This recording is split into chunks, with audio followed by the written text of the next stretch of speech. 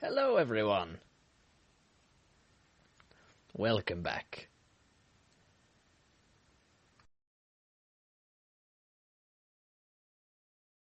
Everyone is singing terrible songs in my ears. Thankfully you can't hear them stream. But in 9 minutes you will be.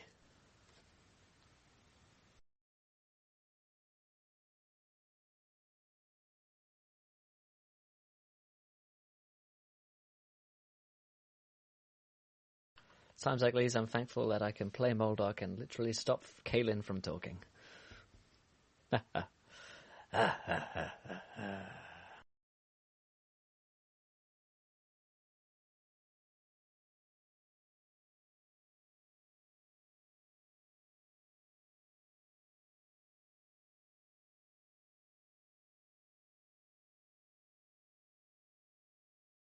Got a few updates and notifications to give to you all today. Some exciting news in the works, and some unexciting news.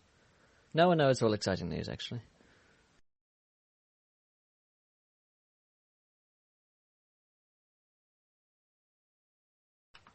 I see a Nix in chat. How goes it, Rachel? Praise Moldark, yes, indeed. I do that a worryingly constant amount in real life nowadays that people start looking at me odd. It's worth it though.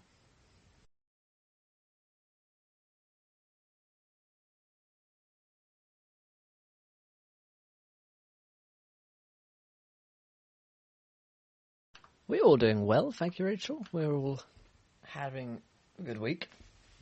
Actually streaming on my new laptop, which is fun. See how it goes. It's slightly worse quality, I think, but have the computer back soon. Hey, Zach.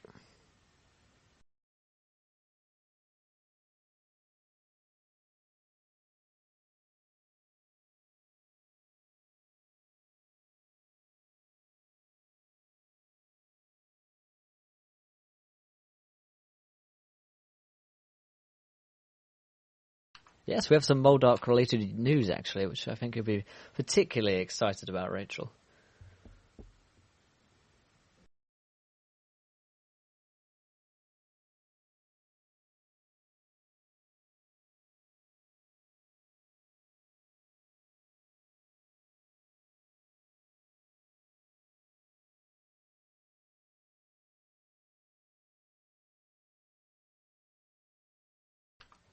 Don't tell anyone, Rachel, but I was quickly looking for something today for a background, and may have used Google Images, may not have done, but keep it between you and me, and everyone else in Twitch chat. Damn it.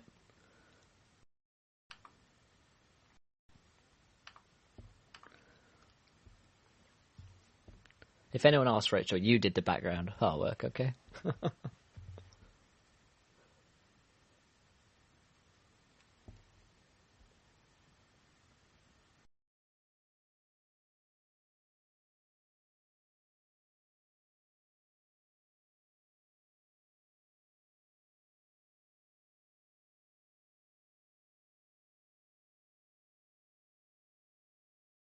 Hey Solus, how's it going, buddy? How's your week been?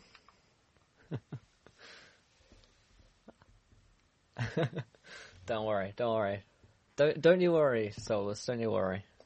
No secret at all.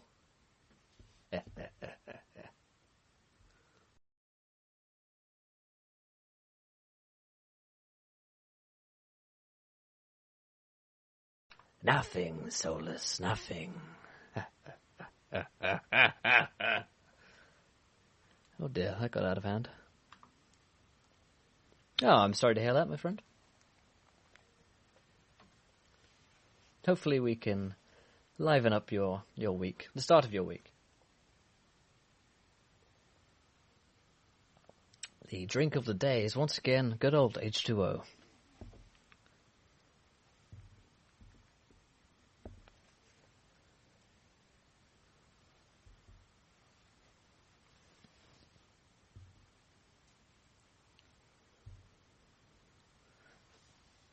Five minutes remain.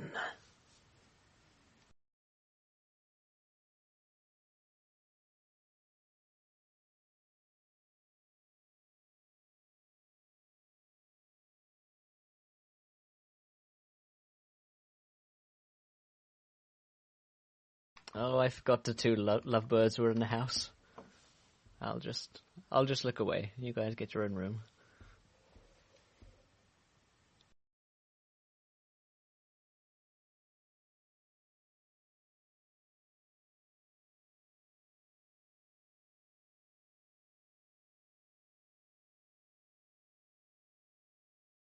It's 4:20.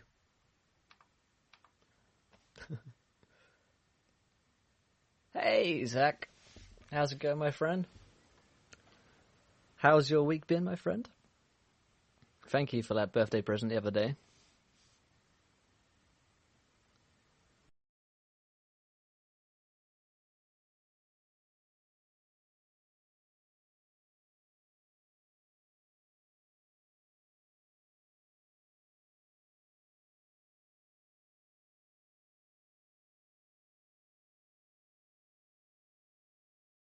Oh, I've got no idea, guys. I've got no idea. Could be anyone.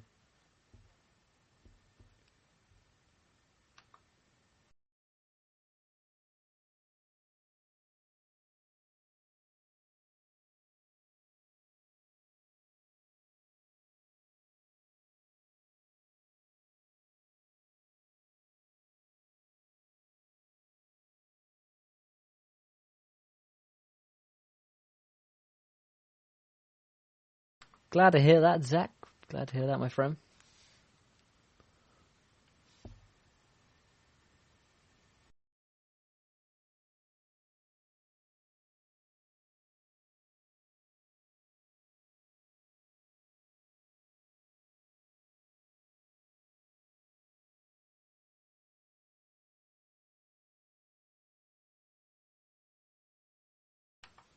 I don't know what you're talking about, Solus. Don't know what you're talking about, my friend. Thank you, Mythmatic Flat Host.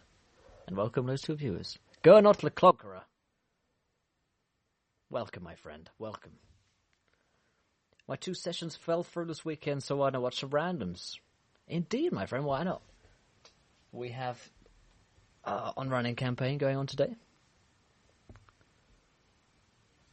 And starting in 2 minutes, you'll be able to see our wonderful players.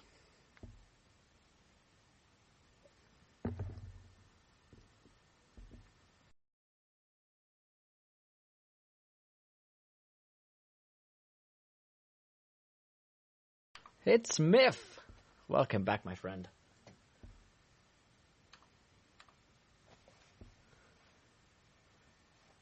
It's only a myth. No one knows if he's real.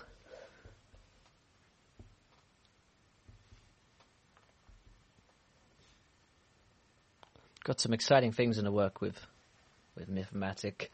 Perhaps we will announce some today in 1 minute and 30 seconds.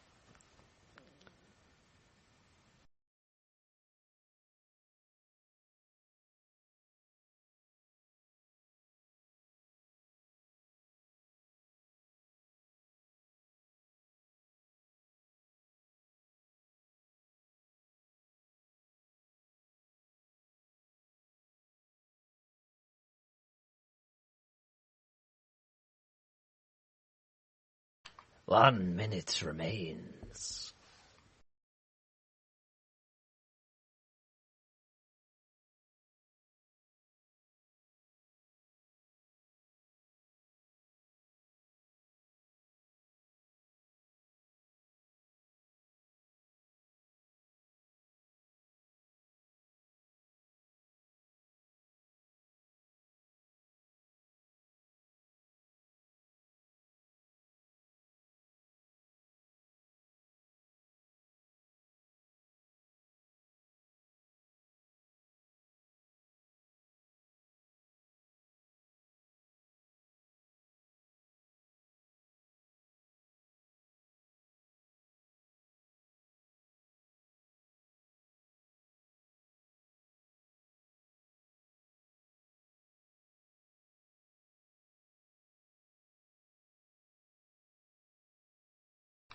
Let's go live, boys. Fingers crossed this works. Hey! Hello and welcome, everybody, to Encounter Roleplay. Live role-playing Dungeons & Dragons podcast. I am Will, your Dungeon Master and host for tonight's show. and with me I have some extraordinary players, two of which you can't actually see the webcams up because we're having some technical difficulties tonight. We're having a little change in setup, but that will all be sorted by next Monday. But we do have myself and James, the most handsome, on the stream, so fear not. It's confirmed. It's been confirmed. We did a poll. So, of two people. Yes. Let's go and round of players and remind ourselves of who you are and who on earth you are playing. So, starting with James. Hello, I'm James. I believe I'm playing Roland, the half-orc paladin of no fame, really. Fan of tea. That's about his entire character. Indeed, and Beth. Hi, I'm Kaylin, and I'm Beth, and I'm playing Kaylin. Wow. Half-elf. Sometimes the real world is hard to separate from D&D. We spent most of last session completely rat-assed, I believe. Indeed, you did. And Josh. Hi, I am Josh, and I am playing Kai, the fighter pilot captain. No, he's not. He's the half-elf who is possessed by a demon who has just crashed sort of a blimp. Yes, indeed. So a few quick updates. And if we could try and fix a little bit of echo, which I'm getting on the mic whilst I go over these. Probably on Josh's end, it usually is. But that's where our technical difficulties reside. But we have a few things to say. I'm currently working on the website, which was been met by our last donation goal, which you so generously met with some donations from last episode. So that is in the works. That's coming over the next few weeks. But we do have a new donation goal, and that is one I think lets you all enjoy. But we have a few things. And that would be Moldark's podcast. So if we reach £100, which is £45 away, then there'll be Moldark's own podcast, which will be about his memoirs, his backstory, featuring Moldark's voice, all done from Moldark's perspective. And that will be something which you guys can enjoy and listen to, and potentially stream some if we get a lot of episodes together. I could do a quick stream of all of them put together. But that is something that'll be quite fun. And we also have a follower goal. When we reach 200 followers, we will be hosting our real life session in real life with real people and real cameras and tables and dice. Not just on Roll20. So we'll be streaming that once we hit that. We can all set a date for that. So that is something pretty exciting. Also, the bot, there we go, up there, is not working today. Will be up by next Monday, and you'll receive 100 gold for the inconvenience of that not being up. That's just because of the nature of me not being at my PC and having my laptop instead. Other updates include, we have new follow and donation sounds. They are Moldark themed, so follow and donate to hear those, and help us on our adventure and our journey to get that Moldark podcast and that real life session make that become a reality. So, all that aside, is there not one very large piece of news? There is. Oh, yeah, there is, in fact. On the 1st of July, there is. And thank you, Colin Jophus, for following. I think that may come up in just a moment on the alerts, hopefully, as long as they're working properly. He says with confidence. There is one piece of news. James, do you want to take that news? Yes, on Wednesday the 1st of July and every Wednesday thereafter until the end of days, there will be a third night of delicious role-playing. We'll be playing Stars Without Number. The cast will be myself, Will, and Cord, and then some American people of an undisclosed nature.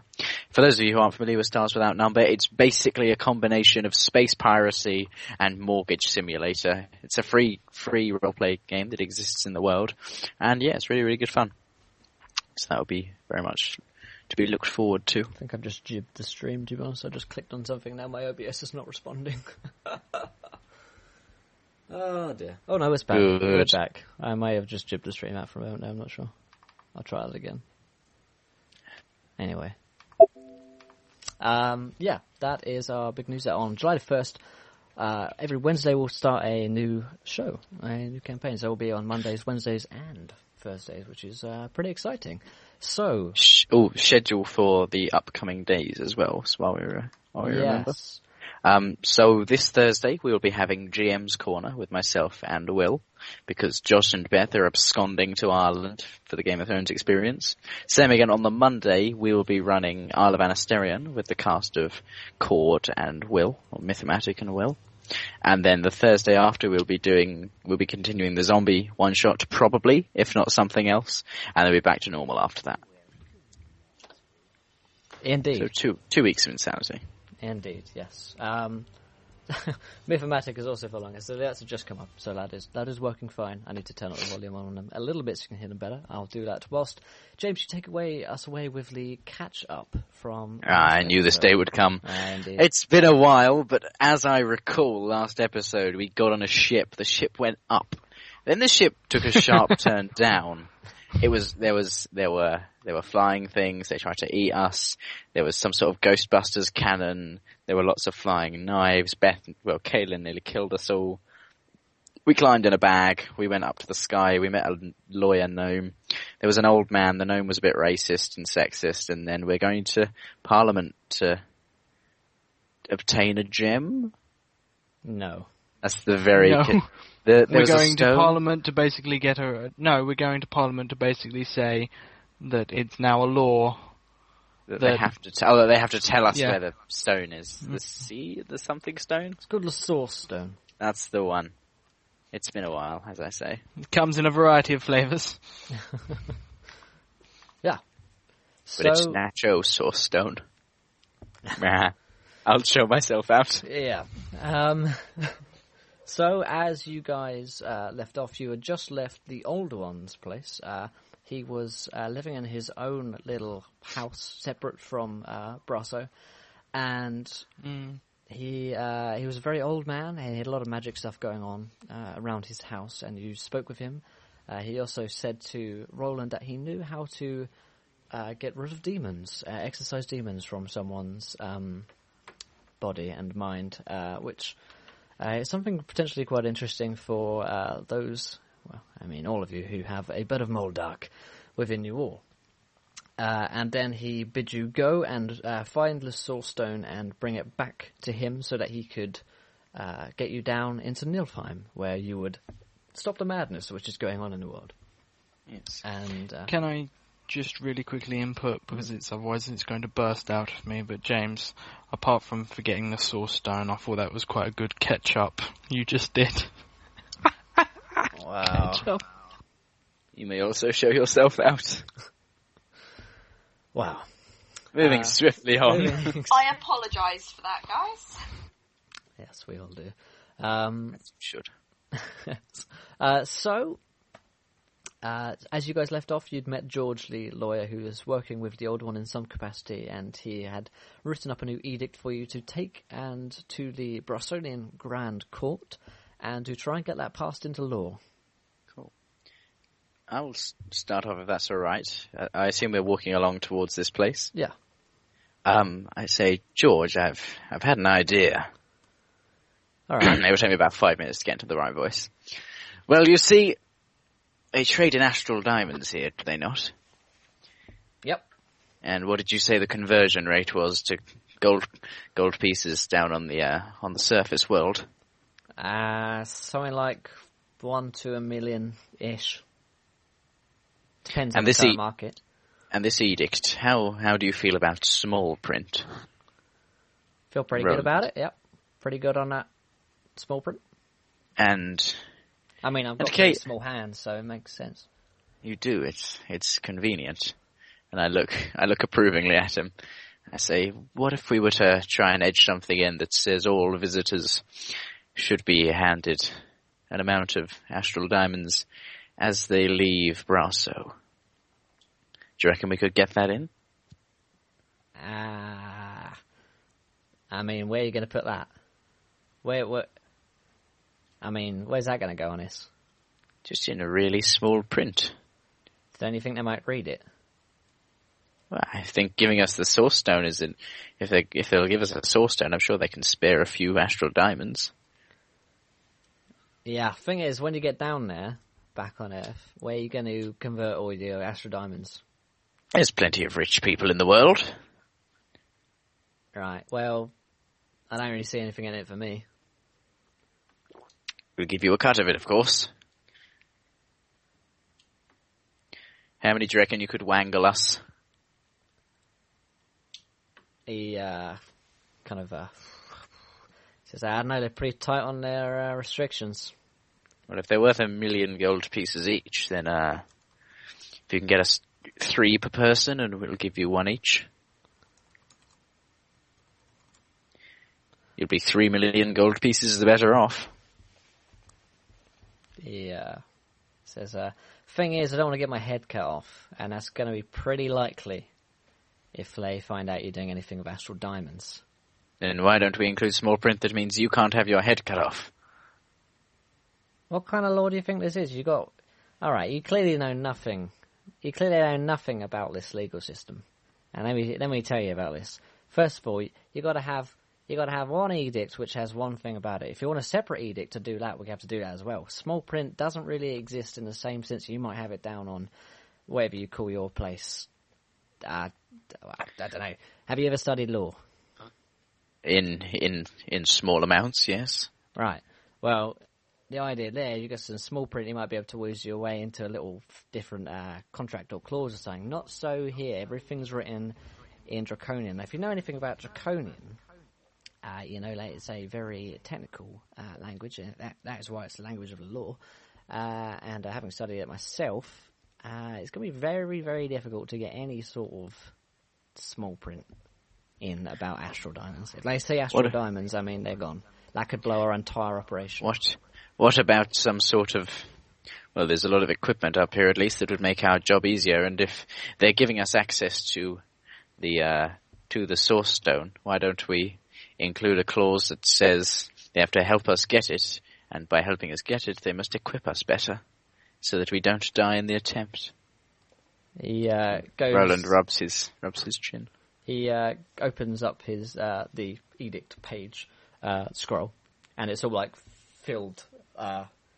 It's really long. And it's all filled with like writing, which you can't read because it's in Draconian. And he says, "This took the old one about 3 years to write up." Ah. And he's real clever, like.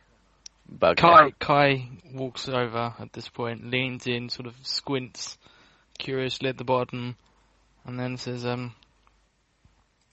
maybe you could just write it really small, right at the bottom, just there. Like, that bit there doesn't have any writing on it whatsoever. You see, what he knows what he's talking about, doesn't he? Yes, you do. And I give an approving nod to Kai.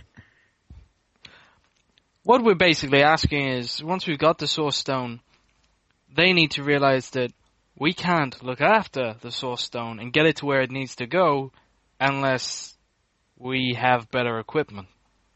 Right. I mean, why don't you just tell the matron that once you got this edict yes, passed? This That's is a good basically point. what this edict does. It says she has to help you find it. Excellent.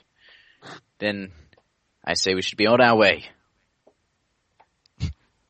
Kai didn't realize we stopped walking. Kai is still walking. Kai is nowhere near you anymore. I assume we're dawdling. We're dawdling while we're talking, and then Roland picks up his pace and opens the PHB so we can select his spells for this session. Okay. So George turns to Kaelin and says, "So you're right about doing all this talking then, because they ain't going to listen to me or any of these lot." Kaelin. I hear nothing from you. Wishing she hadn't drunk so much because her head is kind of throbbing a little bit. I think she'd got an overlay hangover at this point because you'd slept for a day. It's been 2 days since you were drunk, or thereabouts. I have no idea how much she drank. I don't seem to remember you hungover last session, so unless you've suddenly drank a lot. I mean. Hey, Forever Player, welcome, my friend. Yeah, in that case, she just kind of says, "Yeah, it's the only chance we've got of actually getting anywhere with this." So. He says, "Well, you come out the front here with me then." Just Will, FYI, you might want to turn the player icons to just text, because there's the weird bit of the meme on my Roll20 icon visible on the stream. Yes. How would I do that? In settings under the cog. Yeah, I'm just doing this. Cool. Yeah, Roland whistles a song that very closely resembles the British Grenadiers on the way to the courthouse. Almost suspiciously. Suddenly the lawyer in our group does you for plagiarism. Mate, that song's about 200 years old. It's no longer copyright. What are we in school? Plagiarism.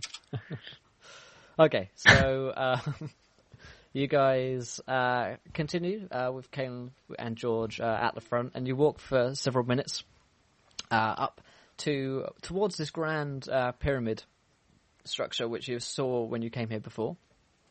And George kind of struts up to it, and you're walking past all these vendors selling exotic magical items and trading in these large crystal diamonds, which you recognise to be astral diamonds from your when you saw them previously.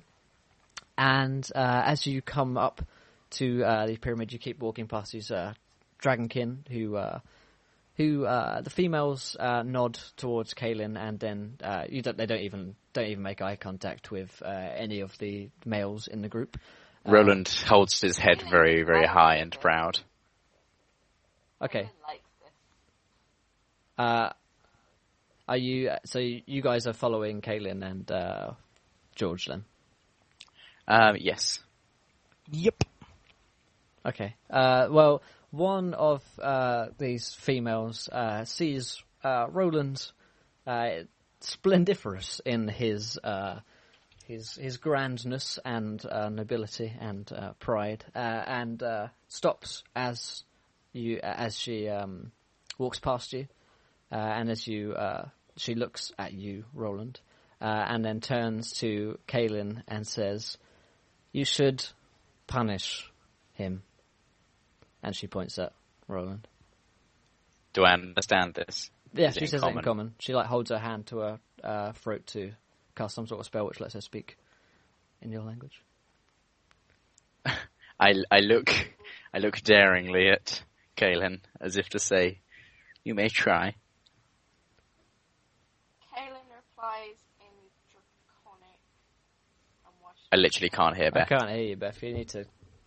Caelan replies in Draconic and says, "Well, why should I do that?" Literally still can't hear you. Yeah, I think for the stream you probably have to get closer to her mic. Is that better? That is better. Caelan replies in Draconic, and why should I do that? She turns to she looks to you and says, "He holds his head like a female. This is against Edict 117. Is that in common again? Yep. Caelan really laughs, and then just kind of looks at Roland, and then looks back at the woman and says, "Can't help it," and carries on walking. She stops you. She stands in front of you as you go to move, and says, "Manslaves have to be punished. It's the law."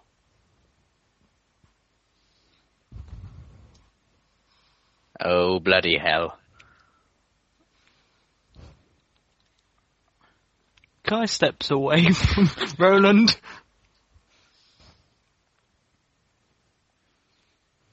Roland waits Caelan very... just kind of, like, I've got no idea what I'm going to do right now. She gets a whip off of her belt and hands it to you. Caelan holds her hand up and says, "No, don't worry about it." She says, "It is the law." George have says, to be done with a whip. George elbows you. "It's the law."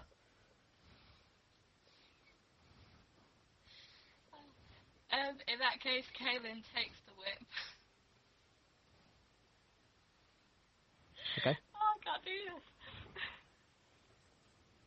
And yeah, she. I'm muted! Sword and shield come out! You're muted. Yeah, I was muted when I was trying to speak. Sword and shield immediately come out as she takes the whip. Okay. I step very, very quickly away from Roland and bow my head submissively. Yeah, George does the same. As you draw your sword and shield, all the dragonkin kind of hiss around you and leap to attention and start circling you. I activate Shield of Faith. Okay. The female. Would Kaylin know that he's activated Shield of Faith, or does it just kind of happen? I can't. You wouldn't see it until something tried to hit me, is the way you fluffed it for Roland's Tear of Paladin. Would other people recognise it? It's not visible, no. He's got It's a sword like- and shield out. He's clearly fighting there. That's... I'm clearly not taking this shit.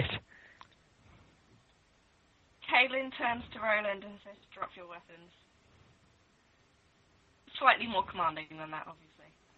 No? She Put looks the at whip him. down, you bloody fool.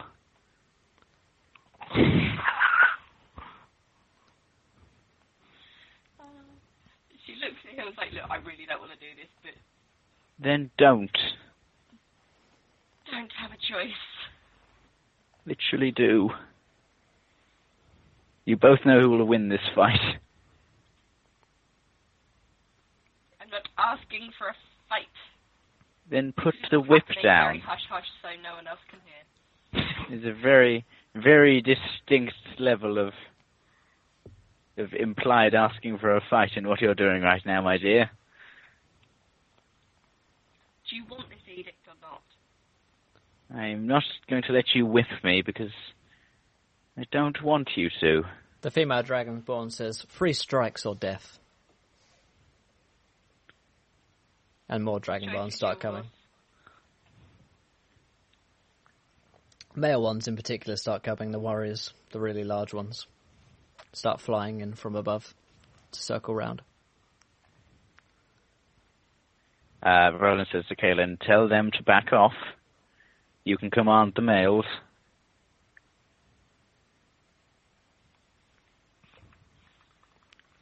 She accepts what Roland says and tells the guys to back off. They appear to be following the command of this female.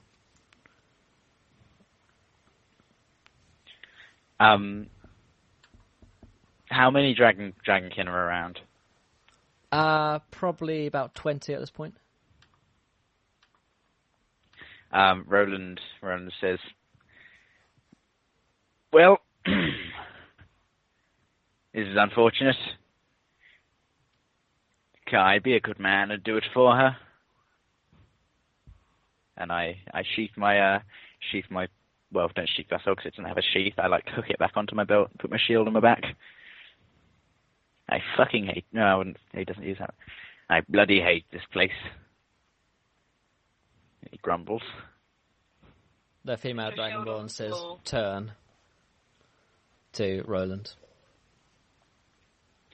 If it's possible to turn sarcastically, he does, or I mean, he's English, of course it is. yeah, he's just We've got this shit nailed. and he turns and he presents his back, Okay. and he's Kaelin going to takes do everything in his power to just not care about this. and as gently as possible, without obviously being gentle, she gives him his 3 strikes. Okay. Roll a d6, Kaelin. Can I take a con saving throw to not give a shit? No, you just take the damage. It's just damage. 1. Oh, the pain! The pain of the 1 damage. Kaelin's arms are not the strongest. She's not. They're like Surely weapon she set tried noodles. to do it lightly. Yeah, of course, yeah. Oh, Of course. You are. I Yeah. did specify that before the roll. the dice knew that though. Yeah, the dice knew. So you take your strikes, and the male dragonborn fly off, and the female dragonborn nods to Kaelin and says, "The law is done," and then walks away. Kaelin waits until everyone is kind of out of earshot and eyeshot and turns around to Roland and is like, "I'm really sorry." Beth, you need to turn yourself up somehow, because I Is don't that think better? anyone's going to hear you. Yeah, just shout. This So yeah, Kaelin waits till everyone's out of earshot and eyeshot of like the rest of the Dragonkin and turns around to Roland. Need to She's like, maintain that reasonable- I'm really sorry. Don't worry, my dear, I have a plan. You're not the most muscular of individuals also. It says, certainly looks like you have a plan, she says sarcastically, matching your British wit. Okay. George says, that was really dumb, you know. Bloody idiot. Shut up, you. Oh, what? Mm-hmm. George starts walking off. So stay out of trouble. Keep your head down. My face when Roland is still trying to process a comeback and the gnome has already left. Yep.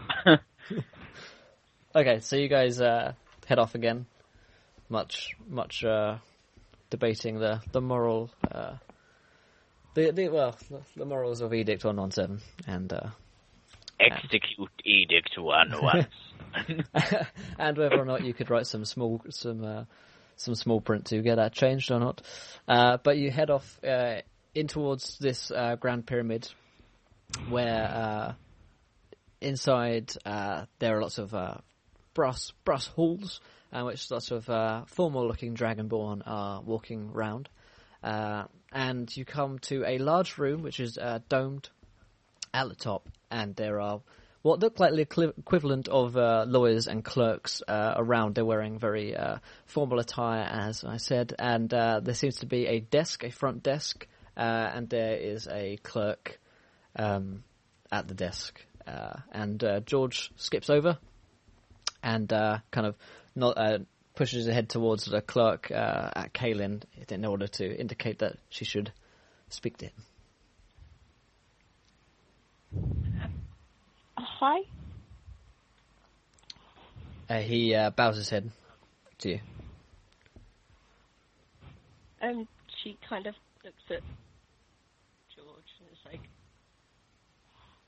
raises her eyebrows, like, still not 100% sure what I'm meant to be saying. He passes you the edict. Give him this. Tell him what you want. And I take the edict and pass it to the person.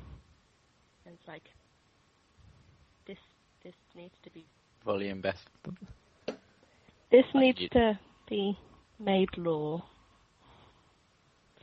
She's really awkward right now. The male clerk bows his head as he takes the edict from you, and he gives it a quick read over, and he bows his head and returns it to you and says, there will be a session for you. Come this way. And he leads you off, starting to walk down a long corridor. I gesture for the rest of them to follow me and follow the guy down the corridor. Okay. You guys follow? Yeah, unless there's an obvious obstruction. Cool. As you start walking down, you come into a great big set of doors, which open up into a very large courtroom, at which are sat the council, which you saw before, and there's Matron Modestus Polinius, who was the lead female Dragonkin who you saw before and spoke to you upon your arrival, along with the other female Dragonkin who were on the council as well. By the sound of her name, is she husband to a murdered wife and father to a murdered son? You have to find out. I mean, you should ask her sometime. And as you come in, they are set. There are pews for people, other Dragonkin who are sitting there, and you guys enter with George, and the clerk announces your arrival, and there's like a stand for one person to stand in. Kaelin steps forward with the edict in her hand and stands in the stand. She stands in the stand. The matron looks down towards you, actually. She's on a raised platform. And she says, what have you brought to the Grand Court?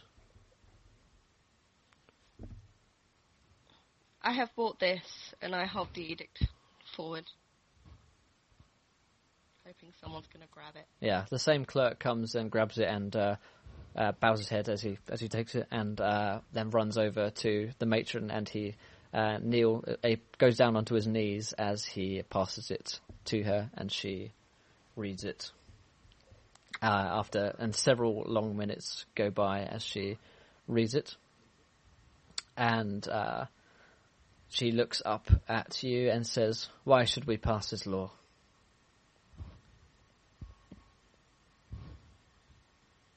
Because without it, not only will the whole world be doomed, but so will Bravos. Brasso, we're not in fucking Brasso. Game of Thrones. Time. Brasso. Thank you, Gurno Le Clonkerer, for following, my friend. She says, well, the council will deliberate, unless you have any other points to make. She looks at the small gnome. Is this happening in Dragon speech? Yeah, this is all in Draconic. Draconic. And George has got his head bowed, and he kind of barely makes eye contact with you. She kind of whispers in common, like, anything? I don't know.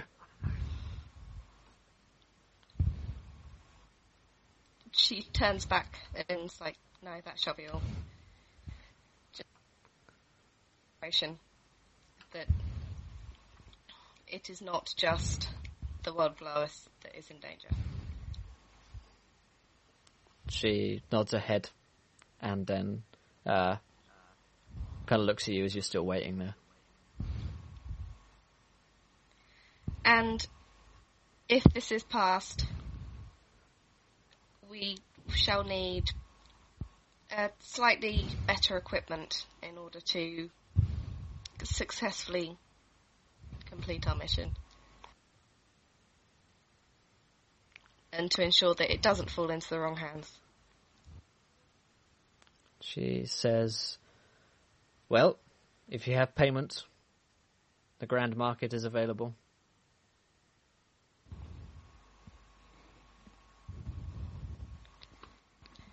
Currently have very favourable exchange rates upon gold coins. They're up by 3.1%. But they are gold coins that we just do not have. A pity. A light bulb appears above Roland's head. He doesn't act on it just yet. Someone turns it By on. saying this, you are dooming the entire civilization. Your civilization. Roll me a persuasion. Mm-hmm. Dun, dun, dun, dun, dun, dun, dun, dun, dun, dun, dun, dun.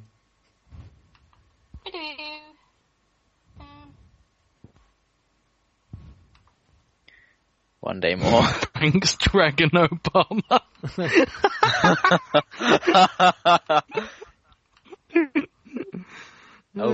Solar 16, I know that I need to steal those diamonds. That's a 20. A 20, a nat 20. Not a nat 20, just a 20-20. Just a 20-20. She looks towards the council and says, this will be taken into our deliberations. Thank you.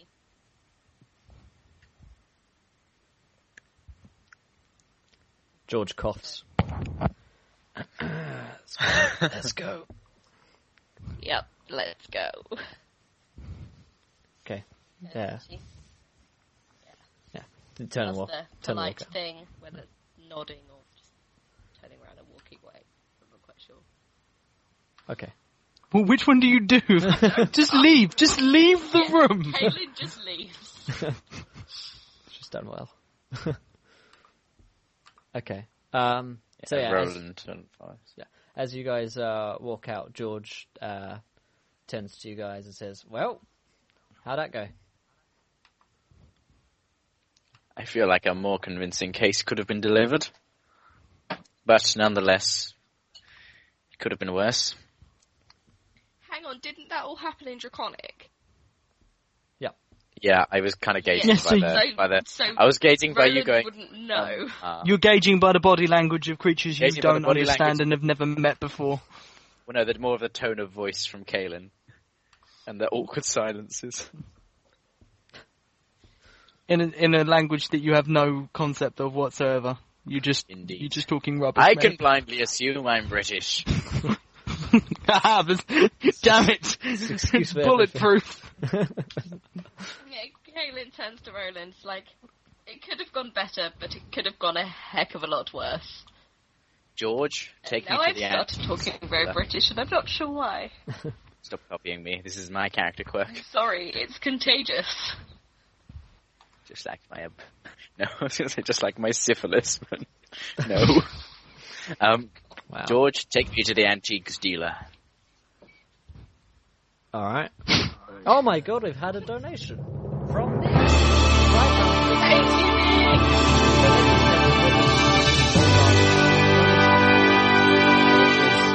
A worthy gift. And then... I've just turned the sound up. I think I just turned up the sound just in time for you to hear that properly. If not, I'll play it again. I'll play it again anyway. Just so you can hear. Did that save? It did. I think you were in time. I think Lloyd's just been overtaken as top donator. I think he has as well. Rest in peace. That's £15 from Nick. We are so thankful for that update. And look, and the Rolled Up podcast is so much closer now. It's well, that works. I'm very glad that works. Testing out these new things is it's pleasing to let it work. So yeah, that's it.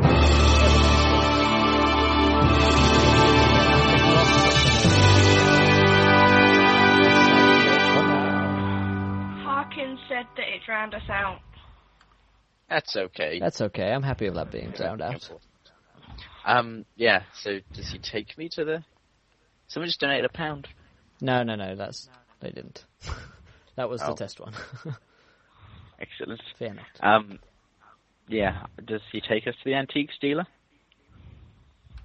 Yeah. Is there one? And to chat again, the bot isn't up until Monday, so stop trying to do dungeons and donations and stuff. If you want to go find the donations, it's down below in the info stream. You can find everything down there. Yes. George starts leading off towards the antique dealer. What are you two doing, Kai and Kaelin? I would be sticking by Kaelin because, so far as I can see, everyone here wants to eat me.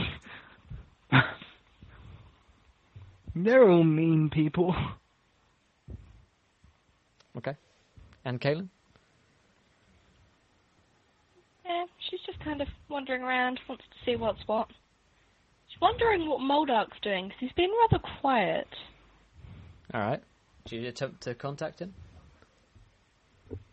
Yes. She's like, you're awfully quiet in there today. Well, not much going on of any interest really down here. Sounds like there's something of interest going on somewhere else, though. What can I say? My life is incredibly interesting. It must be extremely interesting being trapped in the brains of 3 people. Yes, thank you for reminding me. Can I just say, out of character, as far as I'm aware, he's not inside. I haven't accepted him into my brain. He's just stolen bits externally. Mm-hmm. Just as an FYI. I mean, you have no idea. You'd have literally I know, no that's idea. why I'm just saying it out of character. Out of character, to the best of my knowledge. But yeah, she's just like, could be worse. It could just be Kai. Well, I've had that for long enough. I thought I might branch out.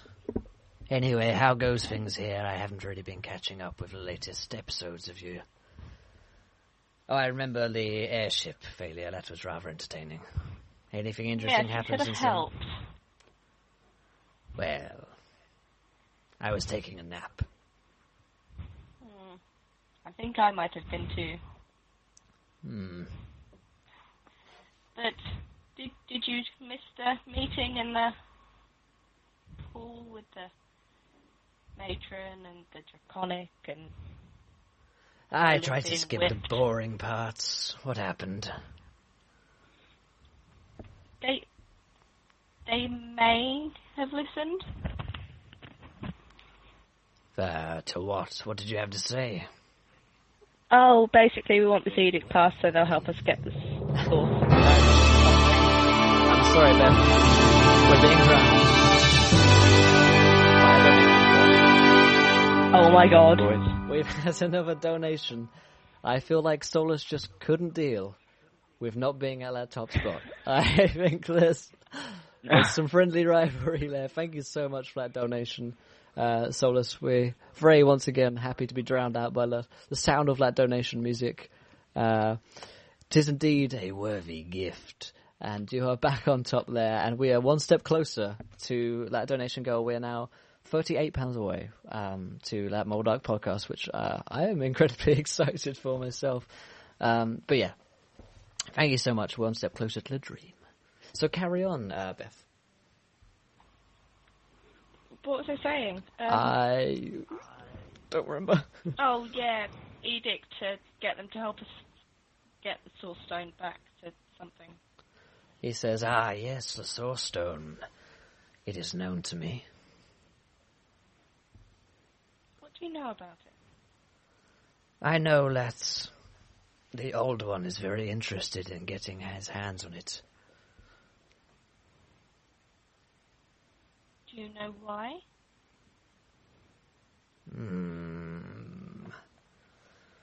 No. Other than he is an incredibly powerful wizard and he likes incredibly powerful objects. Could you find out why? I mean, you could if you asked him.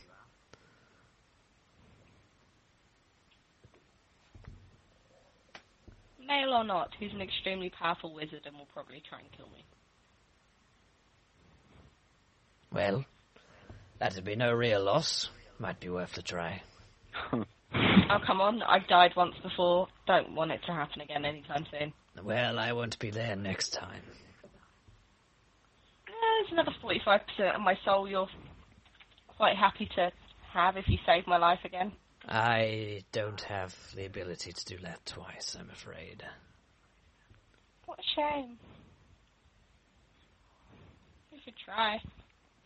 I'd rather not go to the effort of saving one so useless as you. Yeah, I'm extremely useless, bearing in mind I'm the only reason that lot is still alive up here.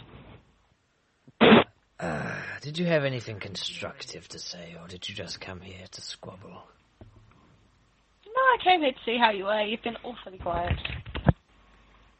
Well, like I say, I'm here now. Perhaps you could take a book, leaf out of my book and be less talkative. A worthy gift. Oh, there's been another donation.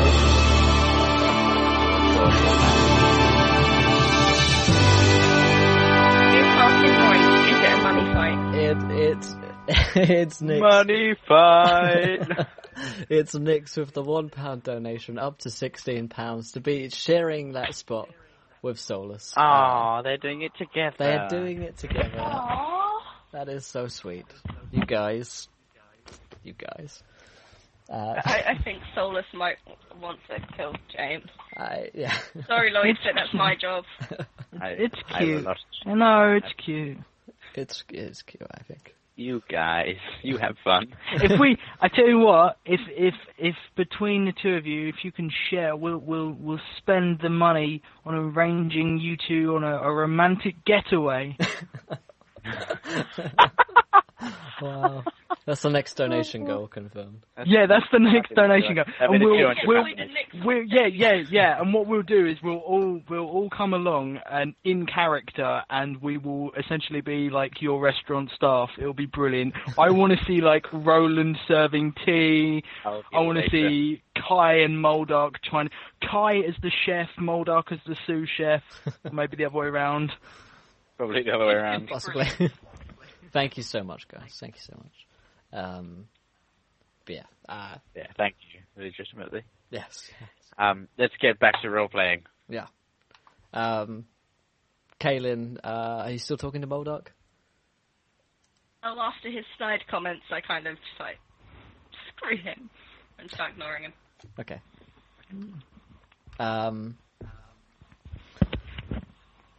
So, you were heading off to the Antiques Roadshow with George, I believe. With David Dickinson. Yep. David Dragonson. George, yeah. Yeah, no, I don't say anything. Oh, Solar 16.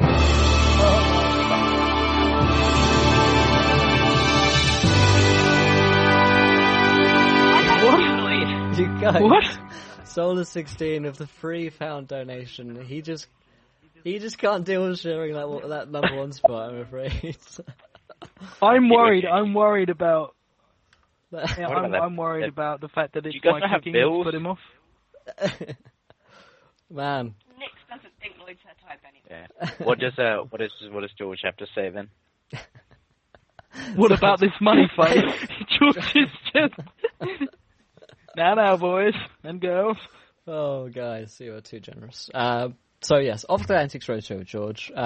He starts leading you off down towards through some alleys and off to a smaller alley where there seems to be a lot of oddity items that were there.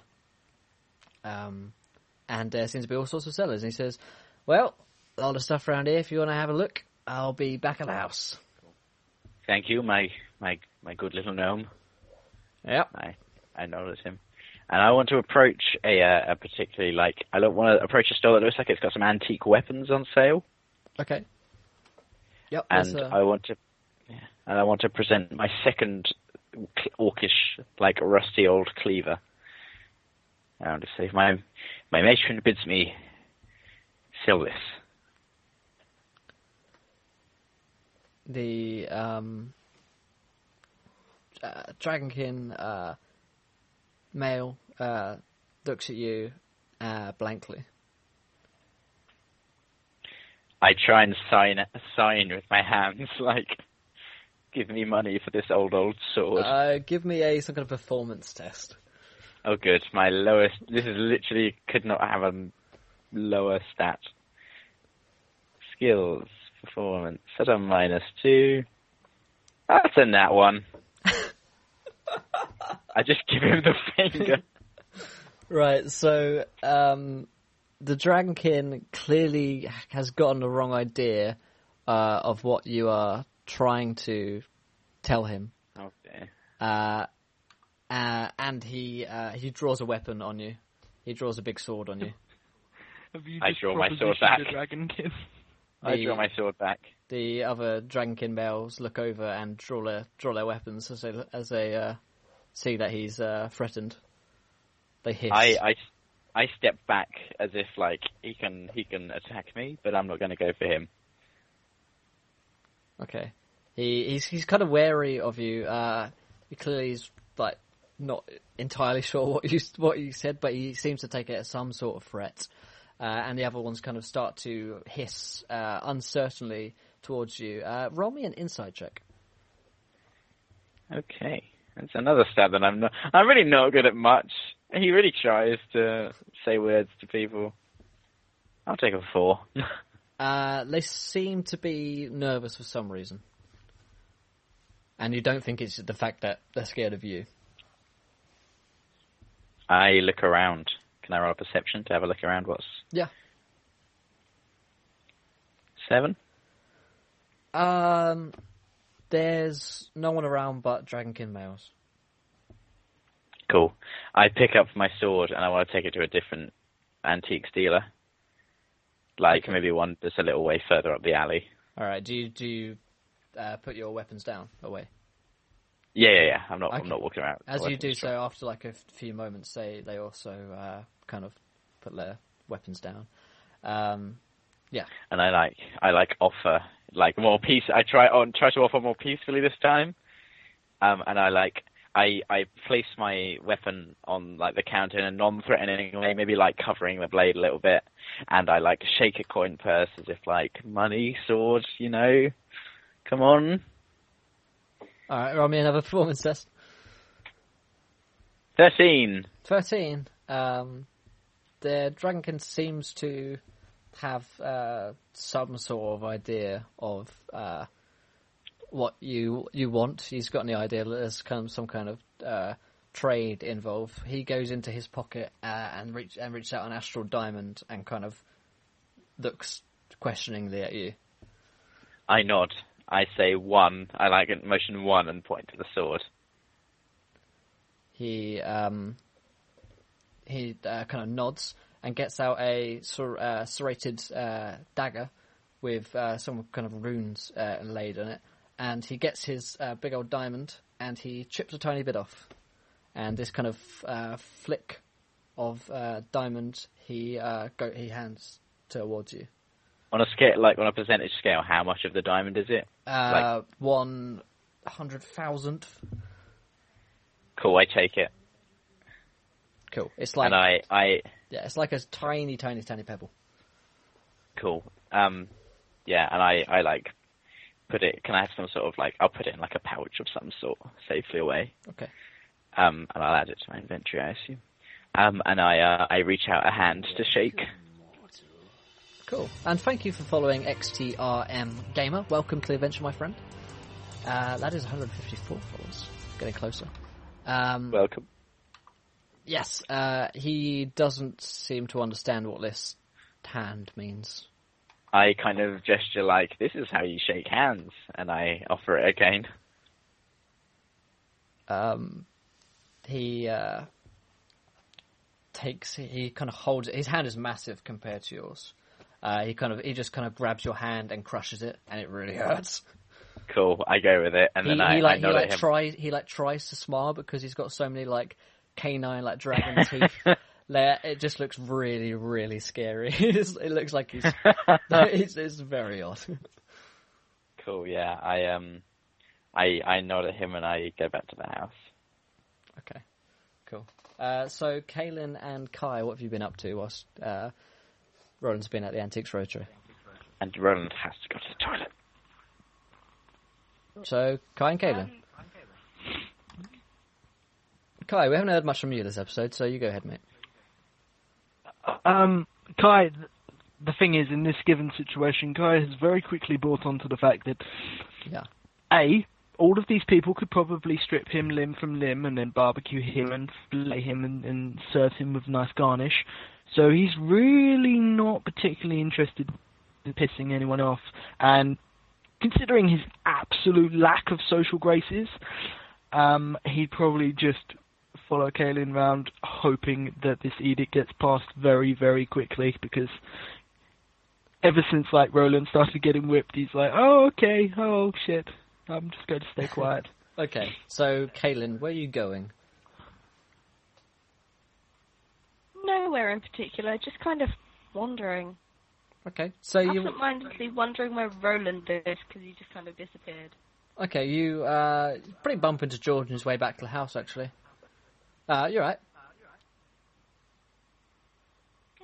Yeah. Kai gives him a very nervous shake of the head. You get used to it after a while, don't worry. Just keep your head down. They won't whip you. Unless you go sticking your head around and meeting their eyes and stuff. Basically, if you can get past the first 100 edicts, which are to do with the manslaves, you're alright. How many edicts are there? The one we're passing is 1088, I believe. And people remember all of these, or just the ones that are about beating up the manslaves? No, they remember all of them. Every single one of these Dragonkin knows every single law that's going on. They love them. It's like their religion. It's like you might know every single tenet of your god. These lot know every single edict that they pass. That's a good comparison. Yeah. And you got to understand about a Dragonkin, Talking to Roland about. Yeah, he says, one thing you got to understand about his Dragonkin is very proud people, they got their prejudices, and they just don't like men. kind of like it here. Yeah, it's right for you, lot. It could be a lot worse. Say that again? It could be a lot worse. Well, yeah, you haven't been to the execution. Should be in tomorrow night. Should have some public ones. Yeah, what day is it? Yeah, tomorrow we'll have the public executions. A lot of people will be out for that one. Executions for what exactly? Breaking the law. No shit. Yeah, that's why it's so stupid. That one didn't want to take the whips. 3 strikes or you're head. So, let me get this right. You can die for looking a female in the eyes and not taking 3 strikes for it. Yep. Starting to like it slightly less here. It's alright for you.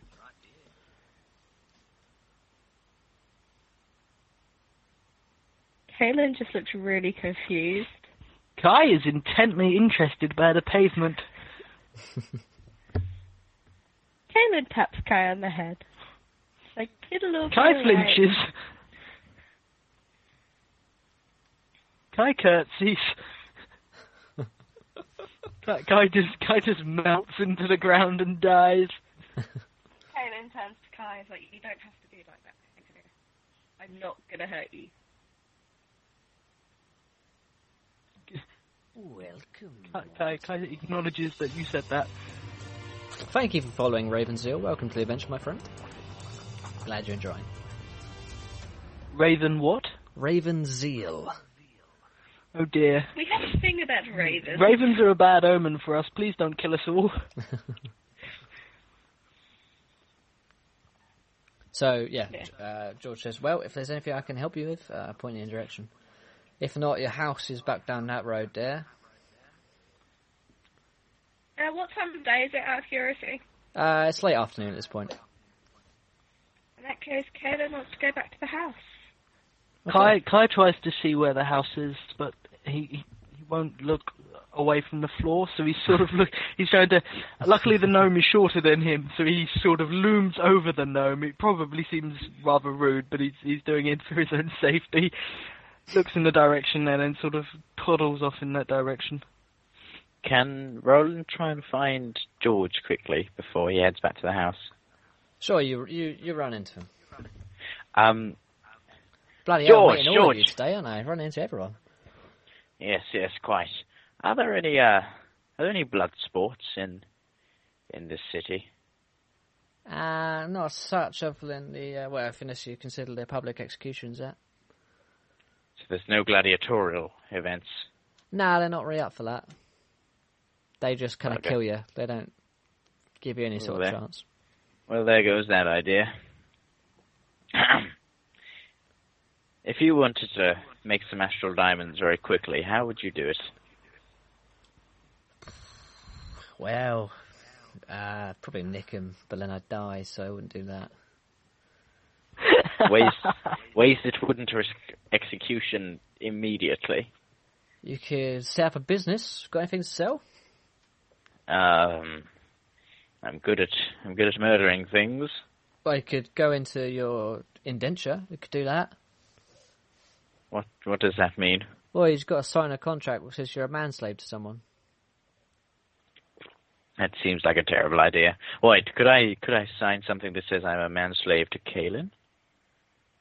I think as far as they're concerned, you already are.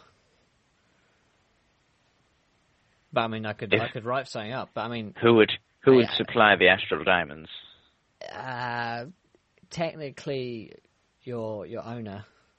But Oh, that's not going to work, is it? yeah. Unless she can find a way to make some money, but Bugger it. Oh well, I'm going to go and sleep for an extended period of time until something happens and we can leave. So I can go back to the council should be done within a week. within the week. Yeah. Oh bloody hell! And Roland goes back to the house. Okay. Kai looks more miserable than anyone has ever looked, ever. Okay. So you guys are back in the house. I don't know if Beth is trying to say something. to us. Literally, not a word can be heard. Yeah. Sorry, forgot, not using my mic. Now if a British ground... Not using the English language either. Brilliant. Can we take a break, please? I need to reorganize my brain. I don't know what you're saying, Beth. We're just going to carry on She whilst says- you do something else. Essentially, yes, Beth would like to take a small break just to use the bathroom and grab drinks. And She can do that. We'll continue with the scene as you guys are also here. So yeah, once you return to the house, you guys are back at a similar sort of time. You guys doing anything?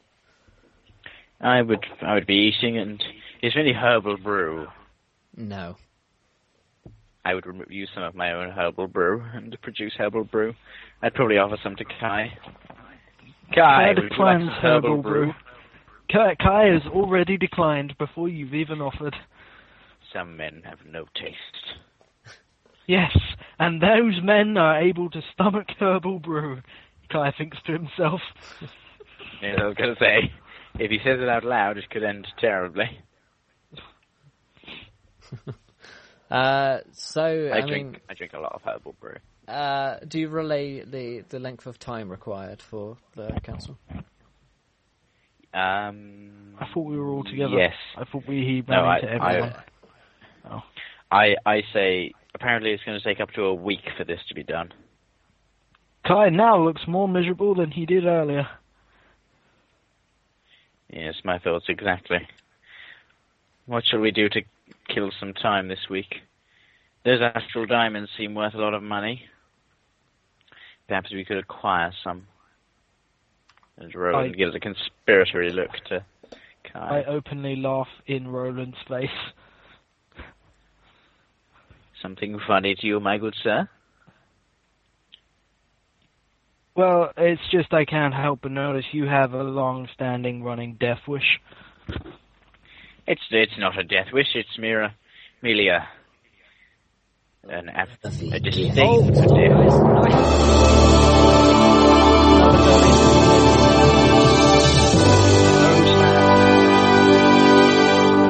Nix has put £9 towards this donation. She says she wanted it to be £25, and she knows that Solus will probably beat her, but she's happy. She's happy, and thank you so much. It's okay. Thank you, Nick. We are currently in a female-dominated society, so you'd be beating him. It's true. It is entirely true. At least for now. Wow, thank you so much. We're so close to that donation already. Oh my god. I'm so excited about Moldog stories. It's in my head. It's literally just like day 33. They keep calling me Moldog. Stop, mummy. So for you guys in chat, you might have heard the new podcast is going to be Moldog's memoirs. I've already started writing some up. The first one is Moldog's birth and his first day in Niflheim. And it's quite a lot of fun. He just to tease a little bit of it to you, he meets a very interesting female demon who comes to be a very important character in the rest of his life, and he also meets his mother, who is a Raven Queen. So yeah, there's a lot of fun there. It's a lot of fun. It's humorous and dark and very Moldog all around. It's from his perspective. So I hope you enjoy that when we get so close to that donation. It's incredible. So guys, thank you once again, Nix. Shall we continue on with the scene? Yes. Never. What were you saying? Oh, I was saying I merely have a disdain for death. I've not yet met anything that's managed to kill me. You obviously haven't travelled too much then. And you sure as hell haven't been to Brasso yet. So this is a new. Have you? No, and because I've never been here before, I've decided not to piss off the giant flying dragon fucking creatures who appear to be able to. Have I actually seen any of them use dragon breath yet? I haven't ever. No, I don't think so. No, I'm just trying to recall. I haven't seen any of them in a fight. No. No. But they are what? They're probably, I'm 5 foot something, so they're at least 2 foot taller than me. Yeah. In fact, They're and taller. I imagine they're 7 to 8 feet. Yeah. Yeah. Well, They're all- I've managed to survive 20 years in the Weald. I'm sure I can survive a week in this place. You know, if they want you to leave, you literally fall off and die. Lots of orcs wanted me to leave the Weald. Yeah, you don't fall off the Weald and die, though. No, you get That's the whole cleaved to point. death with axes, Oh, spears, right, and and swords. yes, those orcs have to carry axes as opposed to dragonkin, which have giant fucking claws. Anyway, this is kind of a moot point at this point, because I don't understand what the fuck we're supposed to do for, 6 more days? Shall we half-inch some diamonds? And Roland raises an eyebrow.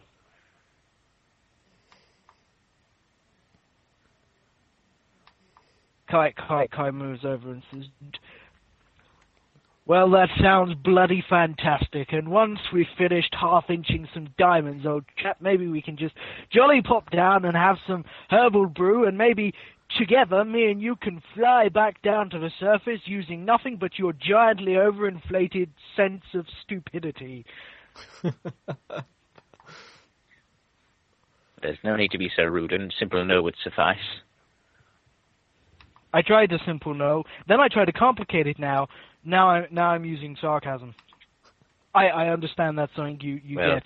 I can appreciate some sarcasm. And we catch eyes. We have a moment. Our friendships further solidify through sarcasm. We are one, you and I. Yes. It's almost as if an Irishman is British as well.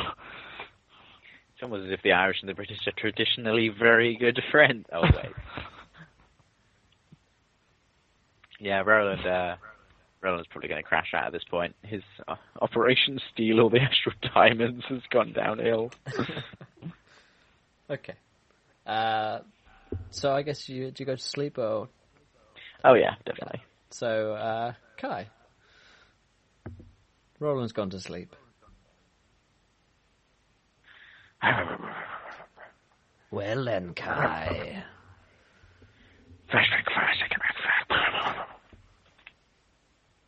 Oh, fuck. Yes, hello.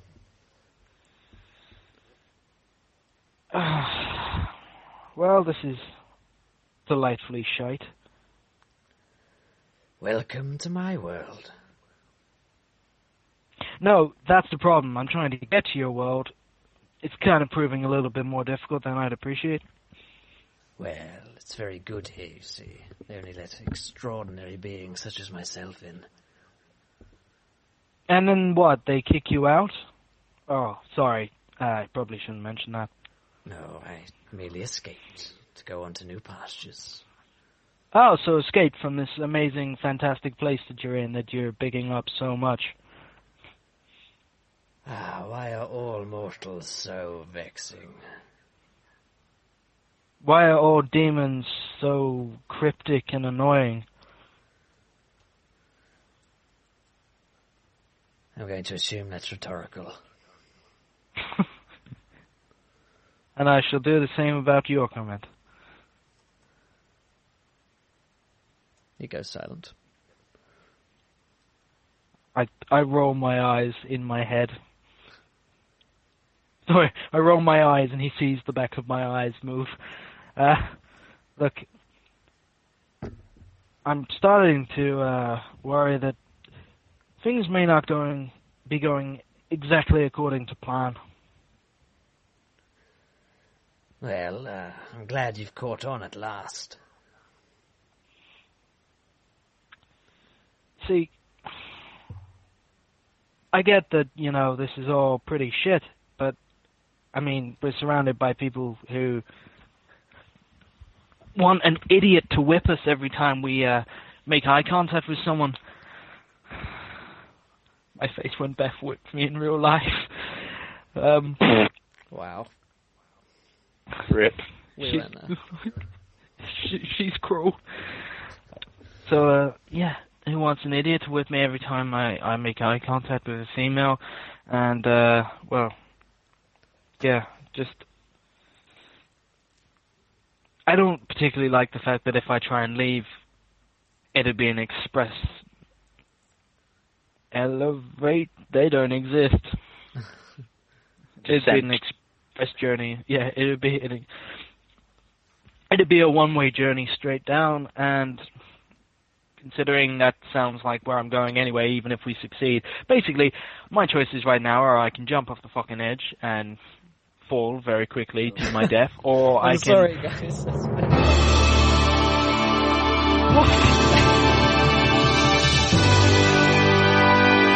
Solar 16, £6 donation. Back on top. Oh my god!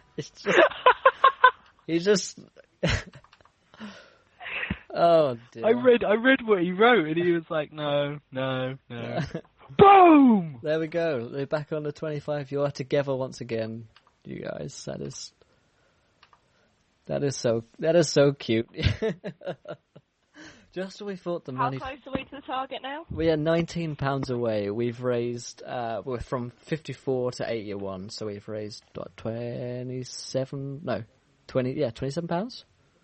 Bloody hell. Wait, I can't do maths. Is that right? I think it is. 54 to 81 is 27. Jesus, guys. That is getting very close to that Moldark podcast now. I wonder if we can do it. We've been going for just over an hour. I wonder if we can do that tonight. Wow. What can I say? Thank you, guys. Ridiculous amounts. Yes. I'm really excited. I feel it's really cool because it's just like, as I said, it was just someone that I came up with on a whim, and I was sitting there and just, so it's really cool to hear, and I feel like Will's created an amazing voice for Moldark, and so that means a lot, guys. Praise Moldark. Praise Moldark. Silence. Wow. Alright, I'll put out... Seeing as you were more recent Solus, I'll put you just on top. Or maybe I'll put you on the same level. Put them next to each other. There we go, that's cute. With a little heart in the middle. Yeah, that's a good idea. I like that. I like how we've upgraded. It's no longer Praise Moldark, it's Hail Moldark. He's gone full totalitarian. Not totalitarian. Dictatorship. Totalitarian? Where does that even come from? I don't know. Anyway. I don't even know. You were having a conversation, you were monologuing at Moldark. I was monologuing at Moldark. Essentially, the short and narrow of it is either I jump off the edge and fall to my death, or we get the Source Stone, and I jump into Nilfheim and fall to my death. Well, what do you suggest? Well, I don't particularly want to die, and you don't particularly want to die, and I don't know if you were particularly with me for the part where we were chatting to that old dude, but apparently he has a way of killing you.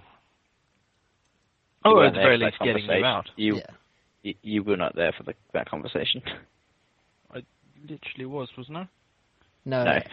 It was just me and the old one. It was the bit where Beth was like, I don't leave, and then the old one was just like, oh yeah, I'm really get sorry, out. Yeah. No, that's alright. Yes, like, yes. This is why I didn't mention it in front of you guys. Yeah. And I don't particularly want to die, and I'm kind of stuck with you, so...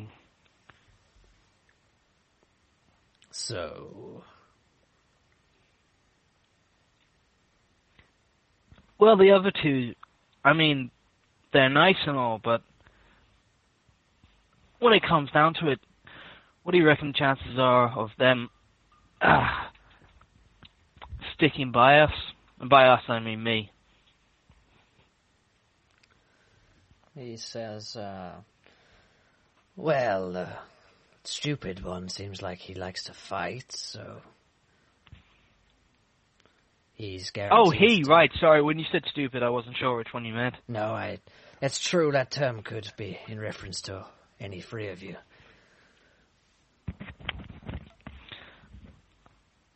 I think you just... You say these hurtful things, and mainly you just... Really, you wouldn't know what to do without me. It's okay. I like your begrudging affection. It warms the cockles of my heart. I want nothing to do with any, least of all those regarding your heart. I noticed you didn't mention my heart straight away there. Someone forming a little bit of affection for me. It's okay. It happens. I have nothing more to say to you. Do you reckon they're gonna screw us over?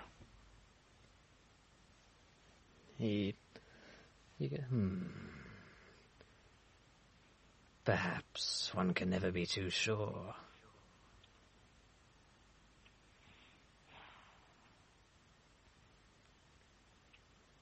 If I watch your back, will you watch mine?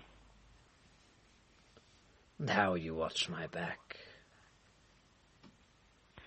Well, Technically, I as, don't have one. well, that doesn't mean there aren't ways in this world that I'm sure can get rid of you, and we wouldn't want a nasty separation, would we? True enough. Very well. All I'm saying is let's have a little mutual agreement that although we travel with some interesting companions, me and you are a team.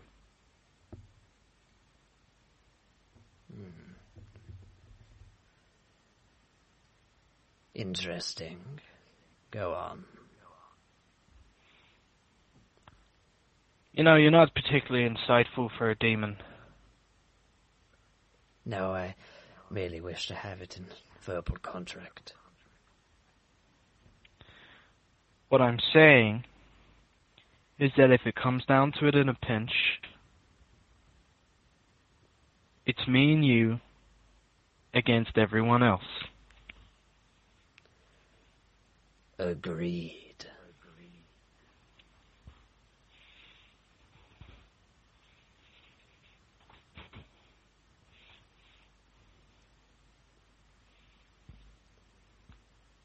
And then he sinks back into your mind.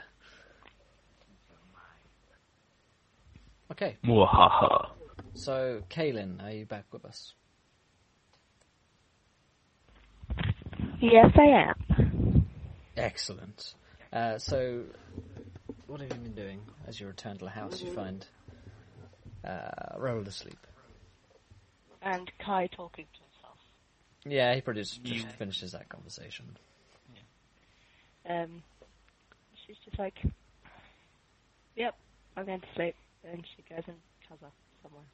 Okay, so you guys have about a week to kill in Brasso, it would seem. So let's go round and tell me what you're doing with your weeks, and we can do a scene or two over that week. So let's start with Roland. What are you doing this week? So Roland, have you guys ever been to Spain? Anyone? Well, have you been to Spain? I haven't been to Spain. Okay, so when I went, there was this really weird theme. I think it was when one of the Zorro films came out. But there were these guys who Where the let fuck is this going? This is going somewhere relevant, don't worry. There were these guys that would duel with you with swords. Where you'd put a coin in their hat, and then they duel you with a sword. And I basically want to try and do that. I want to do I want a street perform as a swordsman and try and entertain the local children. let them duel with the weird half orc. They've never seen it before. So basically, you are a half orc, sort of trying to get money out of their children by swinging an axe at them. This is I imagine I'd get George to write me a little sign that explains what's going on. I'm not just going to start swinging at children. I'm an idiot. I'm an idiot. Give me money. Okay, roll me a performance test. Can I not roll it as some sort of weapon thing? No, Or can I at least it not just have like? doesn't make 'Cause sense. You I've were got like a performing. -3. Yeah, well, Anyway, this is one of the things I want to do. There's another hilarious thing. Come on, that's You have 20. to survive this one. It's an 11. okay. What sort of tips do I receive? Tips along the lines of stay out of this particular area So- because otherwise we'll skin you. Yeah, so essentially, as you start performing, you've got a little sign to explain exactly what on earth you're attempting to do. The problem is there are no Dragonkin children around. Oh, You that's a problem in this operation. yeah, so you try to find sort of groups of people who might be interested. People walking along the streets and stuff. You set yourself up on a street corner to see if you can get any trade coming through there. People seem to be bewildered by what you're doing, and then some of them read the sign, and then they're even more bewildered as to why you might be doing that. They have no form of busking in Brasso, it would seem. Oh. The other thing I want to do is at night I want to try and find some unguarded properties and nick some astral diamonds. I don't know how you want me to go about doing this, but I want to Okay, want to find. Roll you maybe a stealth check. Cool. This is going to go equally well.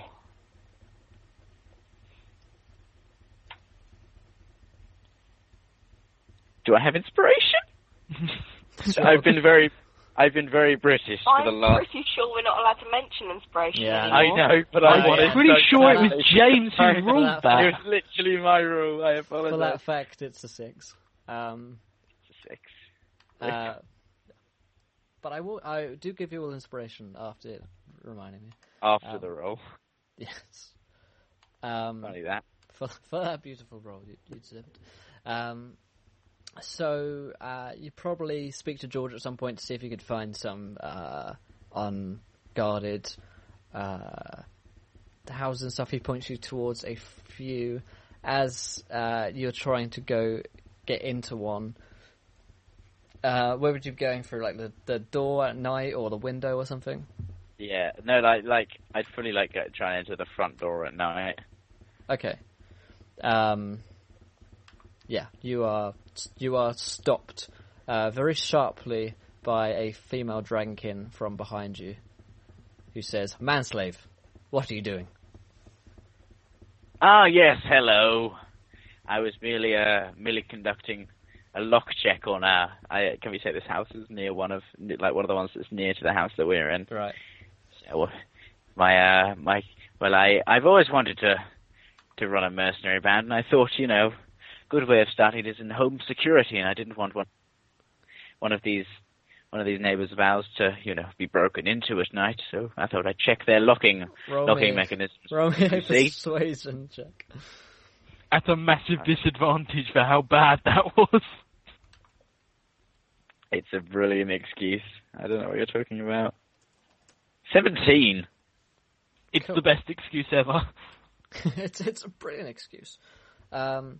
She says, very well, but you will have to take 3 strikes for speaking to me. Turn. Yes, very well. You've lovely curves, by the way. And I turn. Wow. Okay. Might as well push my luck. Okay. I'll be What the could go plucky wrong? underdog in this situation. She gives you 6 strikes for 11 damage. Cool, I lay on hands myself Immediately, do you do that? when she's not there anymore, because it's like a week, so spell Yeah. slots are fairly irrelevant. Actually, it's not even spell Well, yeah, but slots. no, it's irrelevant if you do it. It could be relevant if you do it in front of her. Would I? Now, he's very proud, so I think he probably would. As much as I know this is probably going to end badly, I lay on hands myself. I brush my back. Okay. You lay on hands in front of her. It sounds horrendously inappropriate. Yeah, well, you cast the spell. But yeah, I stroke my back and my wounds close up. She says, "How dare you use magic in front of me, mortal man?" And she says, she draws out a dagger, and she says, "A finger." Oh shit. I say, oh bloody hell, that's not going to happen. I don't want to do it, but it's what my character would do. Will I draw my bloody sword? Oh dear. And I literally just swing straight at her throat. Okay, roll me initiative. I apologise. This is the end for Roland. I am loving this. I just don't want to do this, paladin. but it was. Hey, he doesn't even know he's a paladin. No, out of character. Spoilers. He doesn't know he's a paladin yet. Right, I don't have a map for this, but it doesn't really matter because it's just a 12. We're right next. Yeah, She's exactly. right next to me.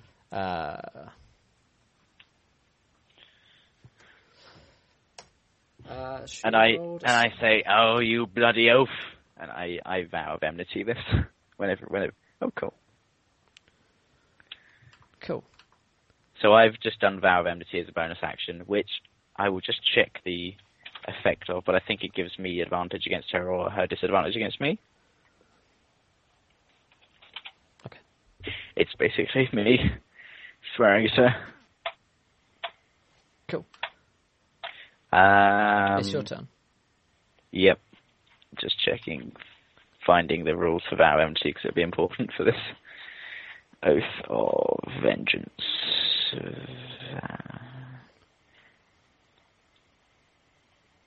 Vow of Enmity is a bonus action. You can utter a vow of enmity against a creature within 10 feet. You gain advantage on attack rolls against the creature for 1 minute. Cool. So 10 rounds of thingy. I can do this once per day. So as she says, a finger, I just immediately unclip one of my the only cleaver that I've got left, and just swing it at her face. Cool. Probably two-handed. Yeah, we'll go two-handed. At this point, I'll get my shield out next round. I'll take that as a double nat 20. Nice. I'll give her... Jesus H. Christ. I'll give her 24 damage. Nice. Crit rolls all round, boys. That's a good start to the fight. Does it seem to hurt her significantly? I love the fact that's the start to the fight. Not the end of it. Yeah, does she seem physically massively wounded by this? No, she flinches back and hisses at you. Cool. That's It's my turn. Oh, bloody hell. Cool. So she hisses back at you and opens up her mouth. Oh, bloody hell. And out from that. I just take a dex save, don't I? Yep. And DC for that spell save would be. I'll take an 8. All right. I'll use my inspiration. Take it. There you go. Cool. Yeah, it's just. She misses. That's the save. Cool. And then it is your turn. Cool. I am going to go sword and board now, as I've done one swing with 2 hands on the sword, and then I'll take my shield out. And as a bonus action, Shield of Faith, I just say, Gramash, now would be great if you can, do that thing again, implying that he wants him to explode her like he did the Ravens. I'll take a 16. Does that hit? Nope, that does not hit. Oh fucking hell! She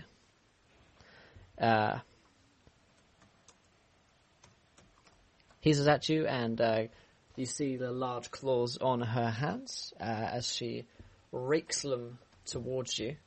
And that is a 22 versus your armor class. It's bang on my armor class. Lovely. That will do.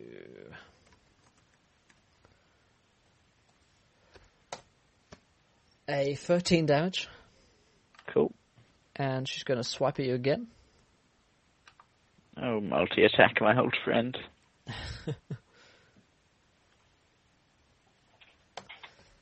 And that's a terrible roll. It's a 7. So that's a miss. And it's your turn. Cool. I will also... Is there anything, like, if I look around me, is there anything that obviously looks like it could be useful in this situation? You're pretty much in an empty street with houses down it. They don't really have, like, normal clutter of human... There's not, like... I was mainly going stuff. for, like, is there, like, a pond or anything I can try and drown this bitch? No water. You haven't seen any water on Brasso. Oh, good. In that case, I'm going to Right. sword and balls. Just Bits of water. try and... I'll try and twat her one. I'll take a crit for 17 damage. Cool. 17 damage. Roland accidentally commits murder. Oh, God. I've done so well. Okay, so she takes that with a loud hiss. And that'll be a terrible roll. Oh, good. And we'll have a 9. That's not it. And that's a 21, which is not going to hit either. That will also not hit. Which is your Base. turn. Paladin 1v1 King of Dungeons and Dragons. Oh, you know what I'm doing. I'll take a 23, which does 5 damage. 5 damage. How will you take a 23? Because I've got advantage because I sworn the vow of enmity against her at the start of the fight. This is why Paladin, Oath of Vengeance Paladin 1v1 King of all Dungeons and Dragons. Cool. She draws a large blade from her robes, and she throws down the whip as she does so. And that will be terrible. That will be something awful. These are some bad rolls from this lady, but never mind, because that's another bad one as well, and it's your turn. That's an 11 and a 13. Well, you know what? I'm just going to check my spell list, actually. I might use... If Wrathful Smite's a bonus action, I'm going to have to use it. Hey, Zenaku Kami. Welcome to the chat and the adventure. Roland is currently fighting a dragonkin. And in this world, they're fucking scary. Yeah.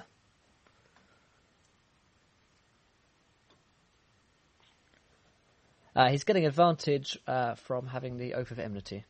Vow of Enmity from the Oath of Vengeance, which is one of the Paladin Oaths. I'm going to have to go Wrathful Smite, which will add an additional 1d6 psychic damage for the next minute as a bonus action. That's cool. Leaving me with one spell slot available, I think, at level 3. Probably not going to use any others. That'll be a 22 for 8 damage, and an additional 2 damage, so 10 damage. Cool. Does she look nearly dead yet? What's the total damage there? 10. Cool. No, she doesn't look nearly dead. She just looks angry of you. Does she look quite injured? She's got a few cuts on her. But her big scales protect a lot of what she's got. A lot of what she's got going on. I will murder this woman before she takes a finger off of the proudest half-orc in the land. Have at thee. Oh god. She rolled shit again. Sure, rolled an 11 again. These are the gods of RNG not smiling favourably upon this woman. Alright, Jesus. It's due to go again. She's rolling the exact same. 11 and 13, which are not going to be enough. Well, here we go. I'll take a 16 for 9 damage. Does a 16 hit? 16? No, that does not hit. Cool. That's my turn. Cool. Need to get these macroed. And I will... Yeah, I'll just circle her as we do it for fluff's sake. Yeah, that's cool. You will not have my finger. I am Roland, descendant of House Dawn. No hits again. Taking it to your turn. Fucking get wrecked.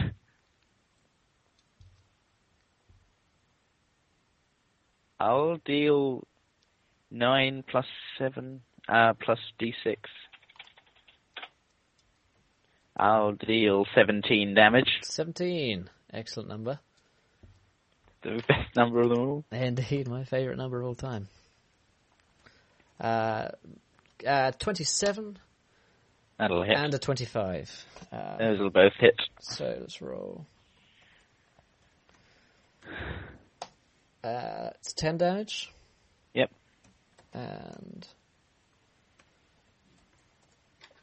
And 12 damage. Cool. So that's 22. I'll use my remaining lay on hands to bring my health back a little bit. Which I think Is that your is on last 10. slot? Yeah. It doesn't use spell slot. Lay on Okay. hands. So you've just got the... Yeah. That's both So of them done now. Cool. So yeah, so I'm on to 10. I'll check how many spell slots I've actually got. It is your turn. Once you have a look at that. Oh. It is but a flesh wound. My rolls are rigged. That's why they're so good, Solus. Although to be fair, Yeah, I've got they've been one. rolling terribly. I've got one spell slot left. Which I don't think use this turn. You've cast some oaths and stuff, and I don't Yeah, I know. I've used one for Shield of Faith, one for. I haven't actually used one for Vow of Amnesty because it doesn't. It uses a special paladin resource. Uses Channel Divinity, and I'll take 23, which deals 12 damage plus d6, Cool. She takes which takes another 2, so 14 damage. 14 damage. Does she look nearly dead yet? No. Can you bloody die yet? She just hisses at you and strikes out with her long curved dagger, blade even. For a 27 Hits. and a 12. Doesn't hit. Cool. And that will be 11 damage. Cool. So I'll drop down to 0 hit points and wake up on 1. Hello. Josh just asked me, messaged me, is she unkillable? She's not. Not unkillable. I'll take another swing at her. And this time, Roland, being on like such low health, he's feeling very drained. So he drops his shield to the ground and just screams, "Ah, bloody!" and overhead swings for 11 plus d6. What was It's the roll? 20. It's a the 20. Yep, that hits for 11 plus plus 6, so 17. 17 damage. An excellent number. Once again. Is she not fucking dead yet? No. She does not die to that. As she takes a few cuts from your... It's like you hit really well, and if it were like a normal human, that kit would have like cut her in half. But like scales and like really like natural armor on her, and it kind of digs in a little bit, and it like she winces and it cuts into her. But it doesn't like cut her arm off. It doesn't cut her entire arm off, unfortunately. And a 14 versus your arm class is not a hit, and a 24 It's a hit. is a hit, and you'll take I'll go to sleep. you'll Whatever take it is. 9 damage. I'll go to sleep. Okay. I did well for myself, I feel. I'm just going to go back and count how much damage I did then. Did a lot. So, how many? You should probably roll me some death saving throws. Cool. I'm on nat 20. I want a nat 20. I want to jump up and twat her all on. I'll roll a 3. Oh, shit. Oh. That's one success. Alright, let's count this for chat. How many successes, how many failures? It's 2 fails, 1 success. Rest in peace, Roland. That's 3 failures. 3 fails. Rip. Oh my god. Nice one, Roland. Roland. He did well for himself. He died how he lived, ridiculously proud to the point of death. And that I've got to get on chat and see the response to this. as James's next character should be the Dragonborn that killed him. I think that was not, as someone who's read the encounter charts, there's no creature on Earth at a balanced level of XP that would have not died to that much well, abuse. it's clearly because it's not a balanced level encounter. Will, You're can not you, meant and now to that kill those people. Will, now that I'm dead, can you Facebook message me her max HP, please? Yep, I will do in a moment. Can you do the same for me, please? Well, now Oh. I'm dead, I'm going to go to the toilet. Okay. Cry deeply. Yeah. I feel like James is very PJ Salt right now over that. Yes, what James may not have recognised to understand is that fighting people who are a higher level than you, and who perhaps has been hinted through story means that are incredibly more powerful than you and mostly likely to kill you if you do anything against them, is not always a good idea, as we have learnt No, today. it's a really bad idea. Yeah, maybe you maybe you should have soloed that. Maybe not. Maybe that was a bad idea in retrospect. Good night, brave Roland. We barely newly. Oh, Xena. You know what's up. So yeah. Death to Roland.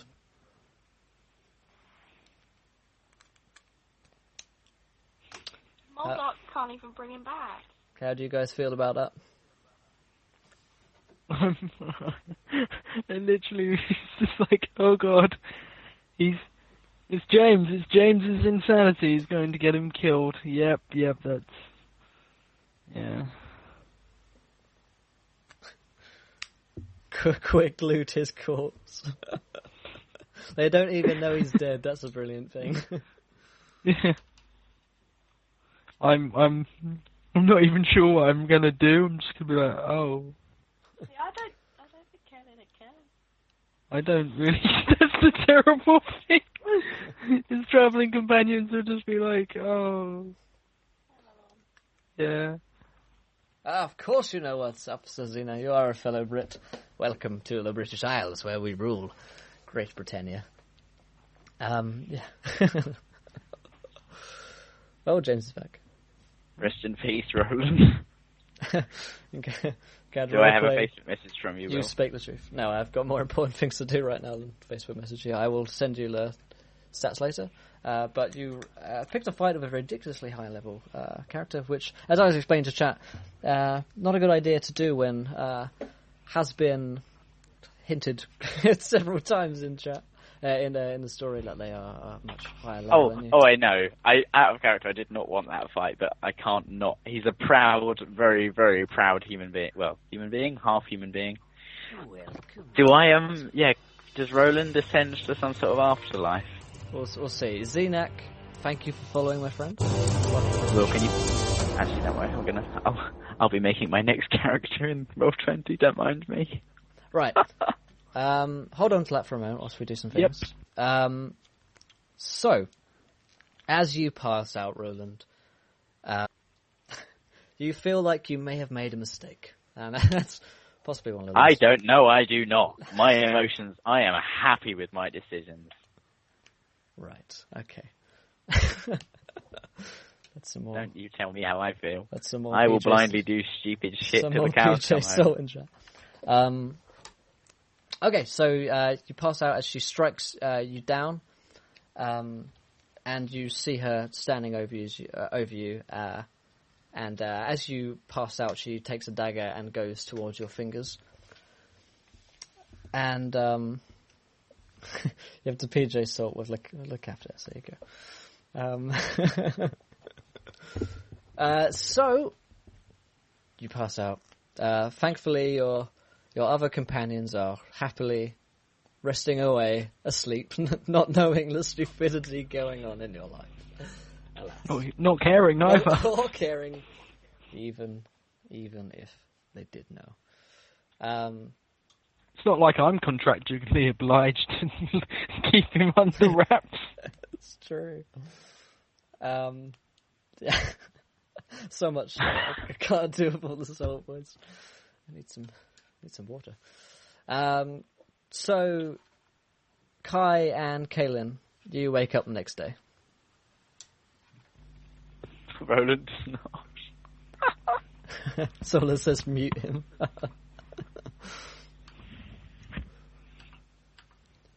Kaelin wakes up nice and refreshed after way too much sleep. Because she only needs 4 hours. And Okay. Kai, you wake up as well. Kai wakes up and sort of awkwardly sits on the edge of his bed, doesn't really know what's going on, doesn't really understand. Sort of doesn't know what to do about breakfast. That's his biggest priority right now. That's a big decision to be made, to be fair. It is indeed. I am glad you appreciate it. Yeah. So you find some meat in a cupboard, some raw meat. Cool. Is there any way to cook this raw meat? Doesn't appear to be. Cool. I'm going to heat it with a fireball. Okay. Kaelin approves. You may remember I think Kaelin tried to cast a spell in here before and it didn't work, but now it appears to. You can actually cook things properly. And I am not. I haven't eaten yet, and I haven't had the equivalent of whatever this Fantasyland's equivalent of coffee is. So, Will, I don't acknowledge that. I'm too busy making food. Okay, you make your food. I suddenly acknowledge that I can do spells. Yep. But yes, I eat. Can I also take some rations, and store it with my rations? Sure, yeah. Cool. Gonna just jump mine back up to the 10 it was at. Apart from that, I'm just going to pace the room awkwardly. Okay. Nothing appears to be happening. After a while, the day starts to pass. Kaelin, are you up to anything? No, she's just kind of sitting there watching Kai pace awkwardly. And then, I don't know, it gets to about mid-afternoon. And she's just like, where's the big guy? Yeah, he's bled to death in a gutter. Seems to be no sign of Roland. You may have mentioned something about going out last night. He seems not to be back. He probably wouldn't have mentioned it, to be fair. Well, you were talking to George, and George was with us, wasn't he? Yeah. So, yes. Well, no, as in, the extent that I yeah. know is you went out and tried to essentially ply your trade of fighting with children. It went really bad. The children are deadly around these parts. You were actually just fighting a tiny dragon. Yeah, Kaelin wants to go find the gnome and see if he knows where Roland is. Alright. So you head off towards, maybe the old one's place where you saw him before, eat Roland's corpse. Oh, God. You find George pottering along. He's doing some paperwork, it seems like. Alright, love. What's up? You haven't possibly by any chance seen Roland, have you? Nah, he was going out down the road to try and nick some Astral Diamonds from a house. Bloody stupid idea, I told him, but, bloody idiot. Would you happen to know which house or which road? Yeah, I pointed towards those two. And he points just down the road a little bit. Come with if you want. Thank you. Kaelin wanders in the direction that he pointed. Yeah, he potter offs with you down the road, and he says, "This one here." And as you look around the house, there seems to be a lot of blood on the floor.